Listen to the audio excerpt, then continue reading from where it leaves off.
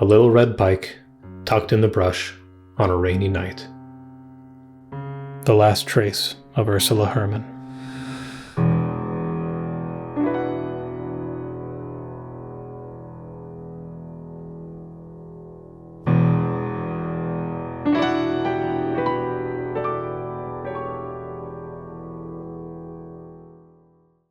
Biking through the lush forest of the Alpine hills, fresh air filling her lungs, Ursula was at peace.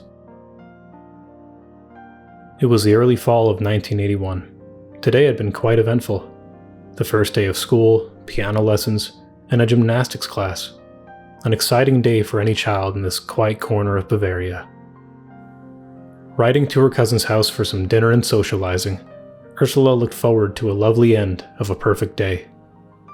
As the cool wind from Lake Amur brushed her cheek, she looked forward to the warm embrace of her mother and the comfort of her bed. At 7:45, Ursula's mother glanced at the clock.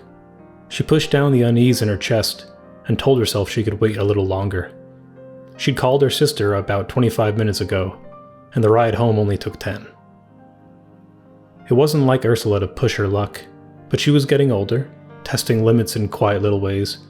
Maybe she just stayed longer than she should have. At 7:50, she picked up the phone again and called, expecting reassurance, hoping to hear that familiar, playful voice in the background. But on the other end of the line, confusion. Ursula had already left, nearly half an hour ago. A shiver shot up her spine. Annalisa, Ursula's mother, knew something was deeply wrong. Her husband, Michael, wasting no time, sprinted out the door, down the path Ursula would have taken. Shouting her name, he scanned the forest, searching for her through shadows dancing in the trees. His heart pounded, fear surged through his chest. She had to be out here somewhere. In the distance, a figure emerged from the darkness. Relief and uncertainty twisted inside him. Was it her? He ran faster, but as he got closer, the veil lifted. It wasn't Ursula. It was her uncle. His face, stricken with anguish, a reflection of Michael's own. He stopped, panting, the wind brushing across his face. A single question repeating in his mind. Where is my daughter?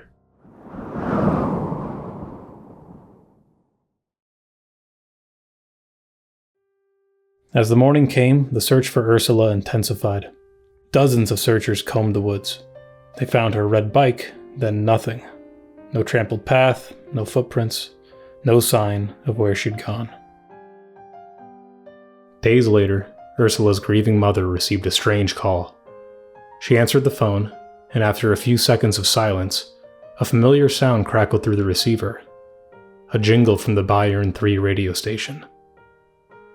Terrified, Annalisa and Michael contacted the police, who set up recording equipment to capture the phone call if it happened again. They didn't have to wait long. The calls kept coming, always the same. The jingle, then nothing. No voice, no demands, just music and dead air. The following day, a letter arrived, its message glued together from cut-up magazines. Ursula had been kidnapped.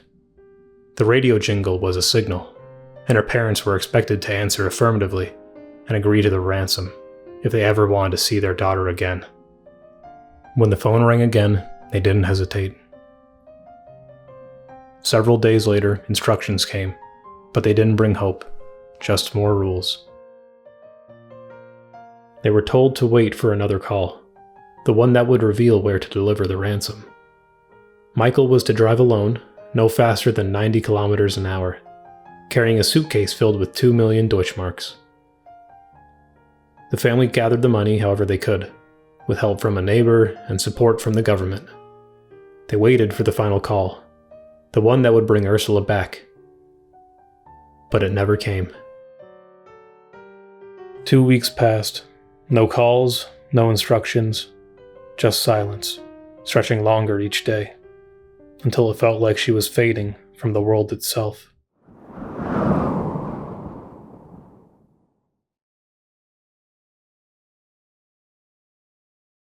It's been 19 days since that red bike was found abandoned. No clues, no leads, just dwindling hope that anything would be found. They combed the forest, looking for anything to explain how she vanished. The lake had long since been checked, not a scrap found, and now they were just poking the ground with sticks, searching for the weight of something human.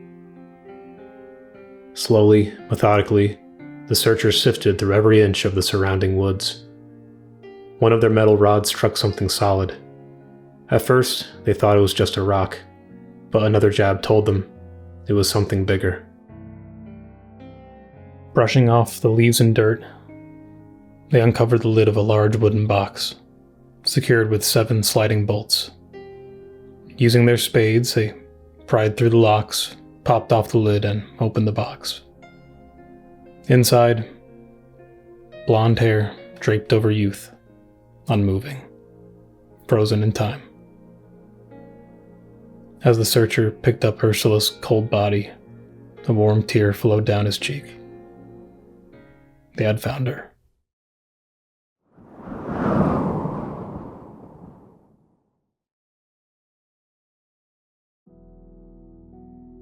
They built it like a bunker. Food, water, a crude toilet, even comforts, chocolate, gum, a stack of books. A radio, left behind, still tuned to that same haunting jingle. Pipes for oxygen, but no fan, no circulation. The air grew stale and settled until it was gone. The work put into the box made one thing clear. Whoever did this had planned for her to live, down there, in the dark. There was enough food and water to last days. She showed no signs of physical harm before being put inside, so ransom was the only motive. Despite the size of the box and the effort behind it, there was shockingly little evidence. Just a single fingerprint on a piece of duct tape. Desperate for answers, police offered a reward, 30,000 Deutschmarks for any lead that might break the case. Eventually, it pointed them toward a local mechanic, Werner Mazurek.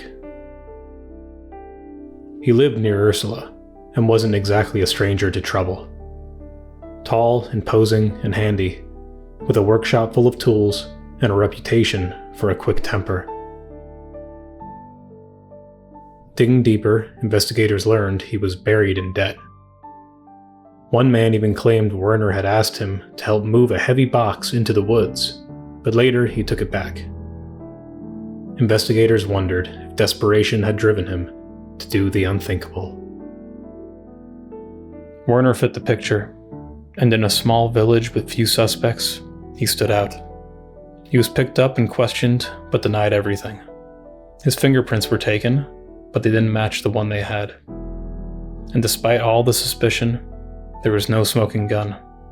Just circumstance, rumors, and a growing pressure to close the case before the clock ran out.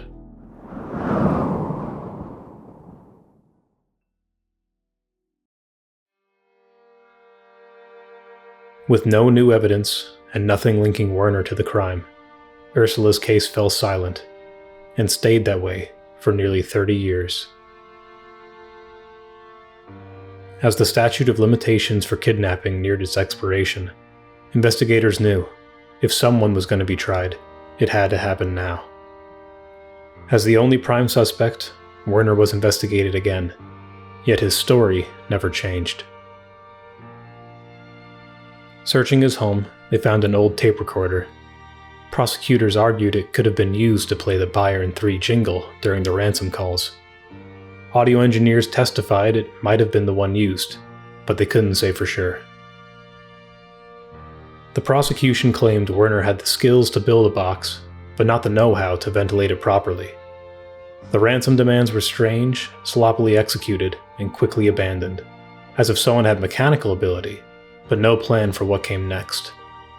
In their eyes, that someone was Werner. Despite the single mismatched fingerprint, and a case held together by a withdrawn confession, a shaky motive, and a tape recorder no one could prove was ever used, Werner was convicted, of extortion causing death. Many believe it wasn't new evidence that brought him back into focus. It was desperation. The need to convict someone, anyone, before it was legally too late. For some, especially Ursula's own brother, the driving factor behind the conviction wasn't truth. It was fear. Fear of running out of time. Fear that the tragedy might go unpunished. And fear that Ursula might never get justice. Werner Mazurek is currently serving a life sentence. For some, it was the closure they'd almost given up on. A troubled man finally held accountable.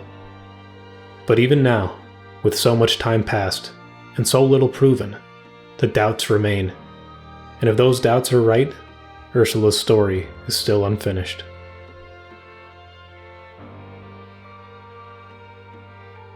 From riding her bike through the forest to being trapped in a tomb underground, that night, Ursula couldn't have known a monster waited in the trees.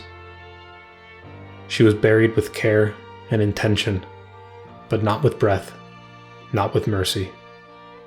All for a ransom that was never paid. And yet, the family was still robbed. Her parents of a daughter, her brother of peace, and Ursula of everything.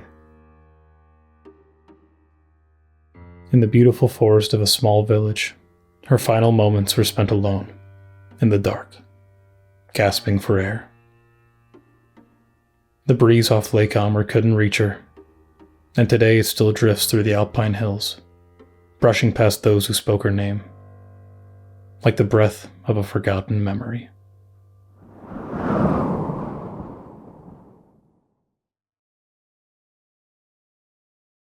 Thank you for spending some time with me, and with Ursula. I hope you'll come back for more stories. Until then, be still.